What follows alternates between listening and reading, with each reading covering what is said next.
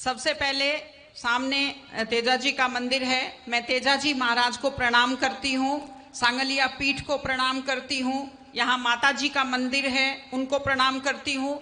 शेषम गांव में काली माता जी का मंदिर है, मैं उनको प्रणाम करती हूँ।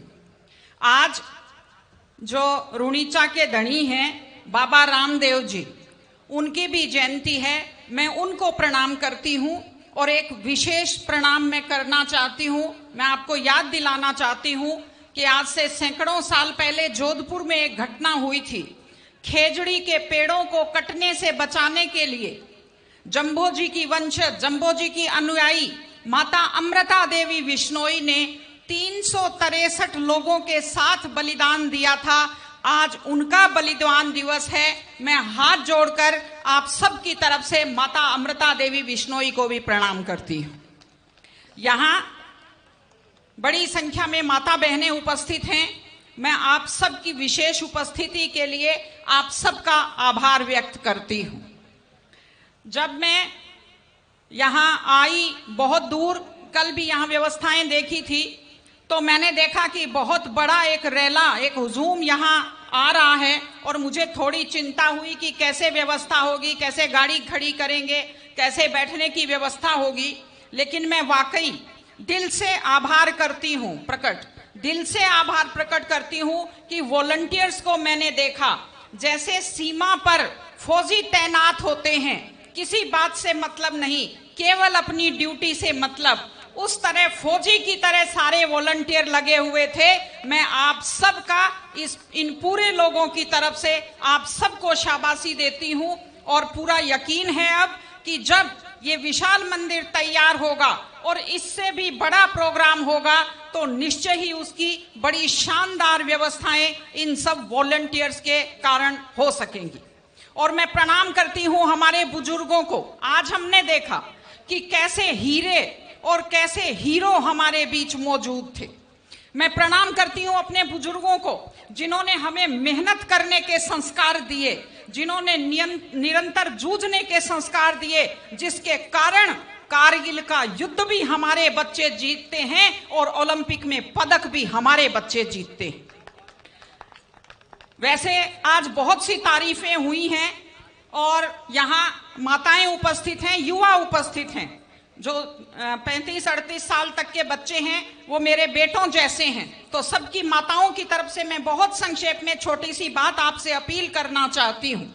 जो कौम अपनी बड़ाई करती रहती है, अपना आत्मचिंतन नहीं करती, उसकी गति रुक जाती है प्रगति की।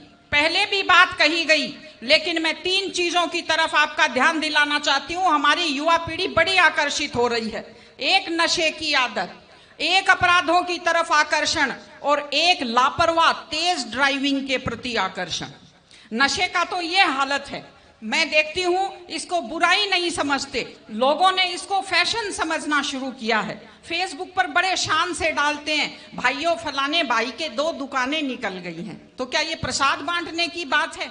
महिलाओं के नाम से लॉटरी डाली एप्लीकेशन लगाते हैं और महिला जो घर की लक्ष्मी होती है उसका नाम बाजार में दारू के ठेके के ऊपर लिख देते हैं। ये ठीक चीज नहीं है।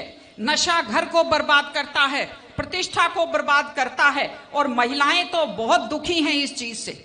आप कल्पना कीजिए, माँ बाप ये सोचते हैं कि बेटा बड़ा होकर हमारा सहारा बनेगा और वो बेटा दारू के नशे में आंखें तैरती हुई और टल्ले खाता हुआ घर आता है। क्या बीतती होगी माँ बाप के ऊपर।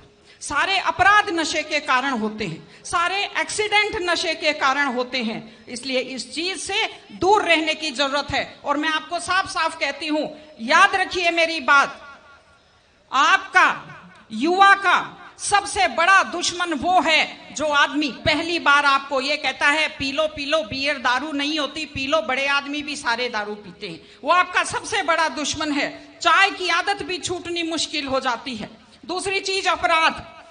एक खास चीज जो मैंने देखी बड़ी नकारात्मक, अपनी जाति के अपराधियों का पक्ष लेना शुरू कर दिया है सबने, पितर बना दिया है अपनी जाति के अपराधियों को। ये अपराधी खुद बर्बाद होते हैं और अपने पीछे पूरी युवा पीढ़ी को बर्बाद करते हैं।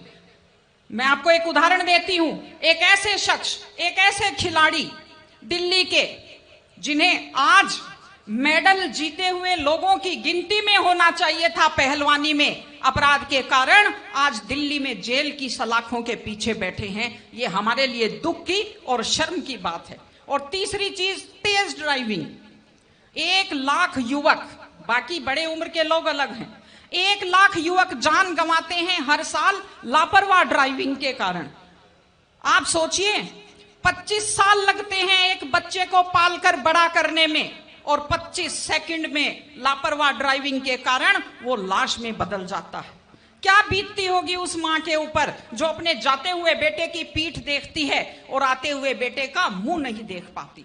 आप लोग क्या सोचते हैं, अगर आप अपनी पावर दिखाना चाहते हैं तो मिल्खा सिंह की तरह तेज दौड़िए, या कि आप नीरज चोपड़ा की तरह, देवेंद्र झाझड़िया की तरह आप तेज भाला फेंकिए मोटरसाइकिल का कान मरोड़ने में, या तेज गति से कार भगाने में कोई बहादुरी नहीं होती। अगर आप सोचते हैं कि आप बड़े हैंडसम और डैशिंग दिखते हैं तेज गाड़ी भगाते हुए, आप डैशिंग हैंडसम नहीं दिखते, आप लापरवाह दिखते हैं, आप बेपरवाह दिखते हैं, आप बेवकूफ दिखते हैं।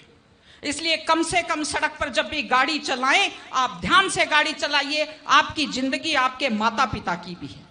एक छोटी सी चीज और कहना चाहती हूं, हमारे बुजुर्ग हमें जब पालते हैं, जो लोग खेती से बच्चों को पढ़ाते हैं, जो लोग छोटी आमदनी में बच्चों को पढ़ाते हैं, उनकी पूरी उम्र खप जाती है अपने बच्चों की जिंदगी बनाने में।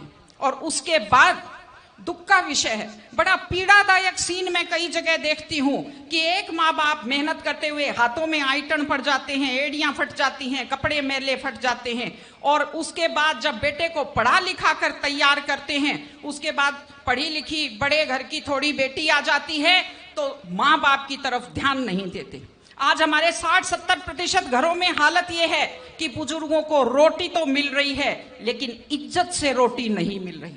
इस चीज को बदलने की जरूरत है। माँ बाप, मैं आपसे कहती हूं, जैसी भी परिस्थिति होती है, माता पिता आपको राजकुमार की तरह पालते हैं। आपकी भी ड्यूटी है, जैसी आपकी हैसियत है, बुढ़ापे में उनको बादशाहों की तरह से रखिए, उनकी सेवा कीजिए, उनका सम्मान कीजिए।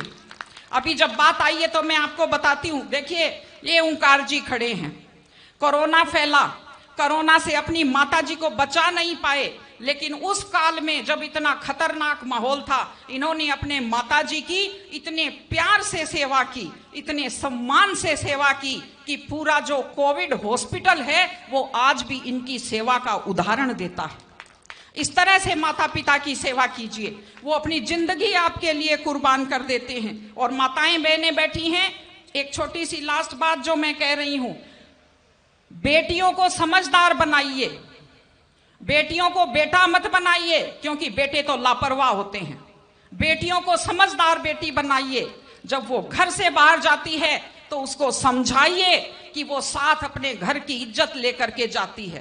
बेटियों को समझाइए कि कैसे लोग मीठी मीठी बातों का जाल लेकर शिकारियों की तरह से घूमते हैं, और अपनी बेटी को संस्कार दीजिए कि वो जिस घर में जाए अपने सास ससुर की सेवा करे। आजकल मैंने नया ट्रेंड देखा है, बेटियां माँ मम्मी की तो बहुत चिंता करती है लेकिन सास की चिंता नहीं करती हैं।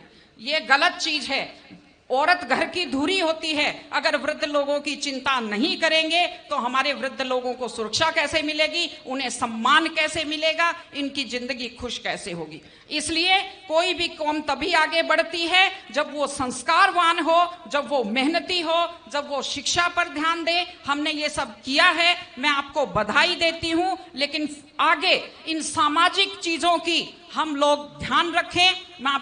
मैं आपको बहुत बहुत शुभकामनाएं देती हूं। सादी जिंदगी जिए, व्यसन मुक्त जिंदगी जिए, ईमानदारी की और मेहनत की जिंदगी जिए, खुश रहें आप सब लोग। पुनः पुनः मैं ओंकार जी को, उनकी टीम को बधाई देती हूं। बहुत व्यवस्थित इतना बड़ा आयोजन इन्होंने किया है, तेजाजी महाराज की कृपा से। आप सबको ढेर सारी शुभकामनाएं। एक बार मेरे साथ बहुत जोर से बोलेंगे, थोड़ी सुस्ती आ गई है वो भी दूर हो जाएगी। बोलिए तेजाजी महाराज की, थोड़ा सा जोर से। सांगलिया धुनी की, बाबा रामदेव की, और आज के कार्यक्रम के अपने सारे कार्यकर्ताओं की और उनकी टीम की बहुत बहुत धन्यवाद। नमस्कार।